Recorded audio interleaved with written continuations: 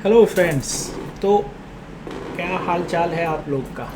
आज जिस हम लोग इम्पॉर्टेंट टॉपिक्स पे बात करने वाले हैं, ऐसे बहुत सारे निवेशक हैं जो शेयर मार्केट के रिस्क के कारण वो उस पर पार्टिसिपेट नहीं करते हैं। कोई बात नहीं है, उनके लिए भी एक बहुत ही अच्छा इन्वेस्टमेंट प्लान है जिसे कि आप फिक्स डिपॉजिट कहते हैं या आप क्या कहते हैं, लंबी अवधि का जमा योजना कहते हैं।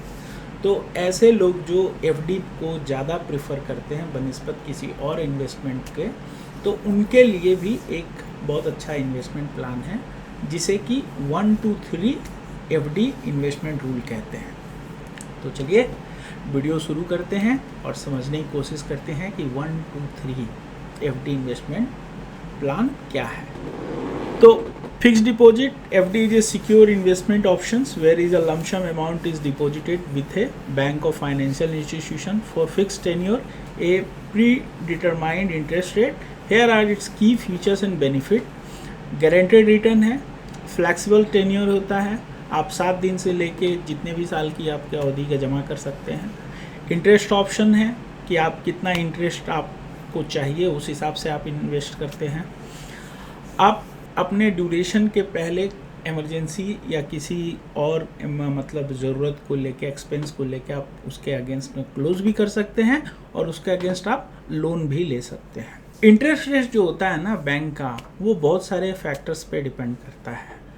आरबीआई रेपो रेट, यदि आरबीआई अपना जो पैसा बैंकों को देती है उसका यदि रेपो रेट यदि वो बढ़ाती है तो वो क्या करती है कि बैंक उसको इंटरेस्ट रेट में उसको थोड़ा सा और बढ़ाते हैं, इंटरेस्ट बढ़ाते हैं, जिससे कि उनके लिक्विडिटी बनी रहे। जब देश की आर्थिक स्थिति अच्छी होती है और पैसे की बहुत ज़्यादा ज़रूरत होती है तब भी बैंक अपना इंटरेस्ट रेट बढ़ाते हैं, जिससे कि ज़्यादा से ज़्यादा लोग पैसा जमा करें और वो फिर वो पैसा भारत के विकास के लिए या गवर्नमेंट के अदर्स जो भी इंफ्रास्ट्रक्चर प्रोजेक्ट है उनको काम के लिए करें। कभी कभी बैंक कंपटीशन में भी करते हैं, जैसे कि कोई बैंक 7% दे रहा तो और कोई दूसरा बैंक चाहता है कि नहीं यार मेरे पास ज़्यादा से ज़्यादा पैसा है, तो फिर क्या करेगी वो चाहेगी कि वो 7.25% वो मतलब 7% से ज़्यादा दे जिससे उनके पास और आए।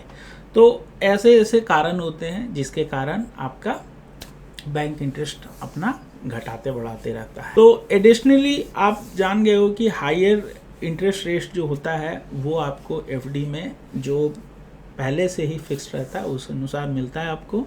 हाँ, कुछ फ़ायदा सीनियर सिटीजन को, और आप यदि टैक्स सेविंग एफडी करते हैं लॉन्ग टर्म में 5 इयर्स या 10 इयर्स के लिए तो आपको 1 या आधा % ज़्यादा मिलता है। एनबीएफसीज में कुछ बैंकों ने 9 से 9.5% भी एफडी का रेट देने का वादा किया है।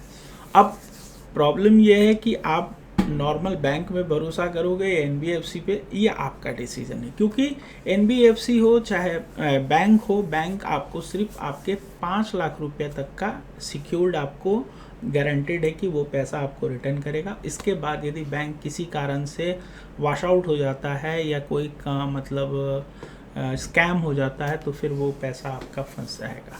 एनबीएफसी के बारे में इतना ये 9% या 10% कैसे दे रहे, क्या उनका है, उतना डिटेल आपको अभी गवर्नमेंट का कोई गाइडलाइंस नहीं है, बट एनबीएफसी अदर बैंक मतलब गवर्नमेंट या प्राइवेट बैंकों से ज़्यादा देते हैं। अब हम जो देख रहे हैं कि आप एफडी ही करना चाहते हैं, सारी चीज़ें जानने के बाद एफडी करते हैं, तो सबसे पहला कि आप एफडी में क्या करें जिससे कि आपको ज़्यादा से ज़्यादा पैसा। तो जो एफडी फिक्स डिपॉजिट 1 2 3 रूल है वो क्या करता है कि सपोज दैट मान लीजिए आपके पास 3 लाख रुपये, तो आप उसे 1 लाख को 1 साल के लिए, दूसरे लाख को 2 साल के लिए, तीसरे लाख को 3 साल के लिए कीजिए। सबका इंटरेस्ट रेट अलग अलग होगा। ये करने से फ़ायदा क्या है? फ़ायदा देखो, जो व्यक्ति सिर्फ एफडी करता है तो सपोज दैट उसका कोई भी फाइनेंशियल क्राइसिस आता है तो वो क्या करता है, सबसे पहले अपना पैसा एफडी ही तोड़वाता है। मोस्ट ऑफ केसेस, मैं एक स्टैंडर्ड एक एग्जांपल्स को थ्रू आपको पॉइंट आउट करने का बाद कहता हूँ कि ये क्यों ऐसा। तो वो क्या करता है कि अपने एफडी तोड़वाता है। अब आप ये जान के आश्चर्यचकित रहोगे कि आप प्री मैच्योरिटी जब आप कोई भी एफडी ब्रोक करते हो तो आपको पेनल्टी जो है वो 0.5% से 1% तक लगता है। आपके पास कोई ऑप्शन नहीं रहता है क्योंकि आपके पास कोई और सेविंग्स नहीं है, आप एफडी पे ही हैं। तो ये पेनल्टी को ओवरकम करने के लिए आप 1 ईयर, 2 ईयर, 3 ईयर्स के हिसाब से आप इसको लैडरिंग एफडी इन्वेस्टमेंट प्लान भी कहते हैं, इससे इस तरह करते हैं। तो आपको क्या है कि अब 1 साल जो किए हैं तो विद इन ए ईयर यदि हुआ तब तो आप पेनल्टी आपको लग जाएगा, लेकिन यदि आपका टाइम फ्रेम 1 साल के बाद ज़रूरत है तो आप उसका इंटरेस्ट आप ले लीजिए, फिर दूसरा साल जब आपका जो मैच्योर होगा उससे इंटरेस्ट ले लीजिए, फिर तीसरा साल जो इंटरेस्ट आप गेन करोगे उसको ले लीजिए, और फिर इसी रोटेशन को करते जाओ। इससे क्या होगा कि आपके पास पैसे का कोई कमी नहीं होगा, प्लस उस इंटरेस्ट का फ़ायदा आप समय समय पे उठाते रहोगे, तो लिक्विडिटी की भी कोई समस्या नहीं होगी और आप प्री मैच्योरिंग एफडी ब्रोक करने से आप बचोगे। इससे आपका पेनल्टी का जो 0.5% से 1% है वो आपका सेविंग होगा। बहुत लोगों का दिमाग में रहता है कि कुछ बड़ा रकम है तो 10 दिन, 20 दिन, 30 दिन के लिए आप लगा दो। आप कितनी भी अवधि के लिए लगाओ उससे कोई फ़र्क नहीं पड़ता है, ये आपका डिसीजन है कि कित इंटरेस्ट पे आप अपना पैसा जमा कर रहे हैं।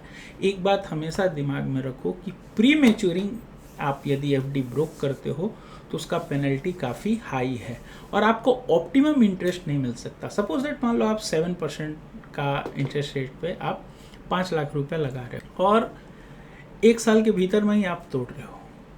आप सोचो 5 लाख पे आप जितना दिन कर रहे हो उसका इंटरेस्ट का 1% आपको काट के देगा, तो सोचो आप अपना पैसा का बेसिकली जो यूज़ करना था वो नहीं कर पाए। प्लस इससे क्या है कि आपको ऑप्टिमम नहीं मिल पाता है जो एक्चुअली आपको मिलना चाहिए।